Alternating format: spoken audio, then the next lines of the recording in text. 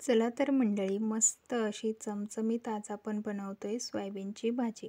तर सोयाबीन चंक्सपासून बनवल्या जाणारी ही भाजी अशा पद्धतीने बनवल्यास खूप सुंदर होते. तर पहा, इथे मी 2 कांद्यांना चिरा पाडून अशा पद्धतीने भाजून घेणार आहे. या व्यतिरिक्त सुद्धा आपल्याला ग्रेव्ही तयार करायची आहे. ती कशी करायची ते सुद्धा व्हिडिओमध्ये सांगितलेलं आहे.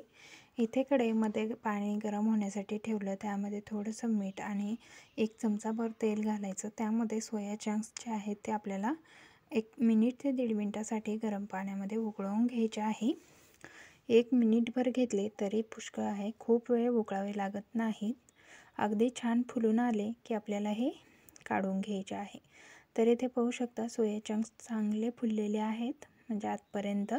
तर आता हे आपल्याला यामधलं गरम पाणी काढून घ्यायचं आणि यावरती थंड पाणीसुद्धा मी इथे टाकून घेतलेलं आहे. तुम्ही पाहू शकता, म्हणजे त्याची कुकिंग प्रोसेस थांबते, त्यासाठी थंड पाणी घालायचं आहे. आता इथे आपण त्याच कढईमध्ये पुन्हा पाणी उकळायला ठेवलेलं आहे. त्यामध्ये एक मोठ्या साईजचा कांदा अशा प्रकारे आपल्याला चिरून घ्यायचा आहे. त्याचमध्ये अर्धा इंच आल्याचा तुकडा घालायचा आहे. अशा पद्धतीने नक्की ग्रेव्ही बनवून पहा. 5-6 लसणाच्या पाकळ्या घालायच्या, थोड्याशा कोथिंबीरीच्या काड्या घालायच्या आहे. कोथिंबीरीच्या काड्याने सुद्धा ग्रेव्हीला खूप सुंदर टेस्ट येते. तर जोपर्यंत आपला कांदा 10 मिनिटं वाफवत नाही तोपर्यंत इकडे आपल्याला 1 टॅमॅटो मोठ्या साईजचा घेतलेला आहे. जास्तीत जास्त लाल टॅमॅटो घ्यायचा आहे. आता ह्या टॅमॅटोची अशा पद्धतीने आपल्याला प्युरी तयार करून घ्यायची आहे. इथे आपली प्युरी तयार झालेली आहे. तर आता त्याच पद्धतीने आपण इथे कांदासुद्धा 10 मिनिटं चांगला असा वाफवून घेतलेला आहे. कांदा चांगला उकडलेला आहे. आता हा कांदा थंड करून घ्यायचा आहे. पूर्ण कांदा थंड होईपर्यंत आपल्याला ठेवायचा आहे. त्यानंतर आपण इथे सोया चंक्ससुद्धा एकदम घट्ट पिळून घेतलेले आहे. तर यामध्ये अजिबात पाणी नाही, तुम्ही पाहू शकता. आपल्याला अगदी घट्ट असे हे सोया चंक्स पिळून घ्यायचे आहे, म्हणजे त्याची टेस्ट छान लागते. आणि आपण उकळून घेताना मीठ टाकलं की मग सुद्धा सोया चंक्सला छान चव येते, त्यामुळे मीठ टाकायला विसरू नका.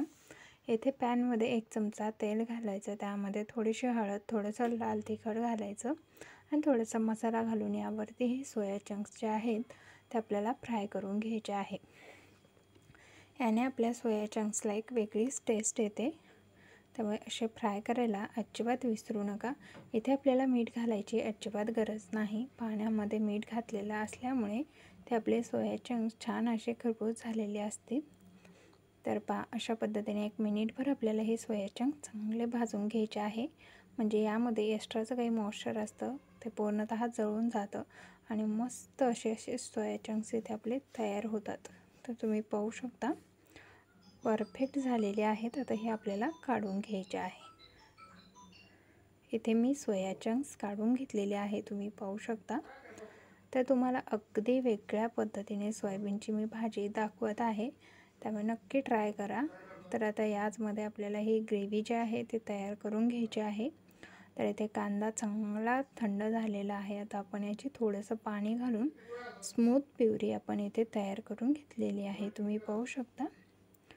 आता आपल्याला इथे भाजून घेतलेला कांदासुद्धा घालायचा आहे. तर दोन्ही कांदे आपण इथे घालून घेणार आहोत. तर अशा प्रकारे इथे फोडून मिक्सरला कांदे आपल्याला बारीक पाणी घालून वाटून घ्यायचे आहे, जास्त पाणी घालू नका. तर आता इकडे ज्याच पॅनमध्ये आपण सोयाबीन चंक्स फ्राय करून घेतले त्याचमध्ये आपण इथे तेल घालून घेतलेलं आहे. सुरुवातीला आपल्याला कांद्याची प्युरी जी आहे ते 1 मिनिटभरासारखी चांगली परतवून घ्यायची आहे तेलामध्ये. तर इथे मी तेलामध्ये 1 मिनिटभरासाठी आपल्याला ही कांद्याची प्युरी जी आहे ते चांगली आपण परतवून घेणार आहोत. अशा पद्धतीने आपल्याला सगळीकडून हलवून घ्यायचं आहे. सुरुवातीला कच्चा पदार्थ पटकन भांड्याला चिकटला जातो, त्यामुळे सुरुवातीला आपल्याला याला हलवून घ्यायचं आहे. इथे पाहू शकता 1 मिनिटभर आपण चांगलं फ्राय करून घेतलं आहे आणि कांद्याची प्युरी आपली चांगली फ्राय झालेली आहे. आता यामध्ये आपण ही टॅमॅटो प्युरी घालून घेतलेली आहे. हे टॅमॅटो प्युरीसुद्धा आपल्याला चांगले परतवून घ्यायचे आहे. तेल सुटेपर्यंत किंवा प्युरीला एक मसाल्याचं टेक्स्चर येईपर्यंत आपल्याला प्रत्येक ग्रेव्ही जी आहे तोपर्यंत परतवायची असते, तेव्हाच आपल्या भाजीची टेस्ट छान येते.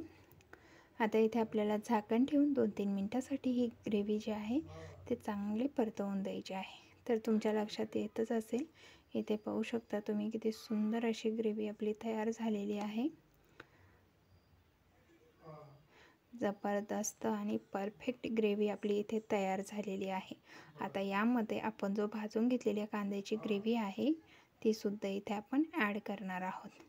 सेम पद्धतीने आपण मिक्सरला ह्या वेगवेगळ्याच ग्रेव्ही आपल्याला बनवून घ्यायच्या आहे. एकत्रित अजिबात बनवायच्या नाही. टेस्ट अजिबात एकसारखी येत नाही.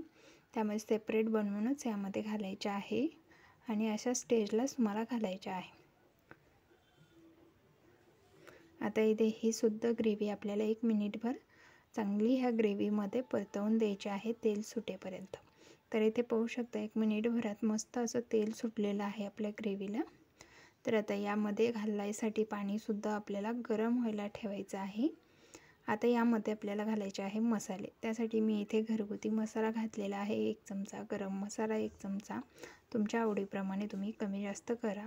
ते हळद घातली आणि काश्मीरी लाल मिरची पावडरसुद्धा 1 चमचा घातलेली आहे. हे सर्व आपल्याला व्यवस्थित मिक्स करून घ्यायचं आहे. चिकन मटनमधला कुठलाही तुम्ही गरम मसाला इथे वापरू शकता.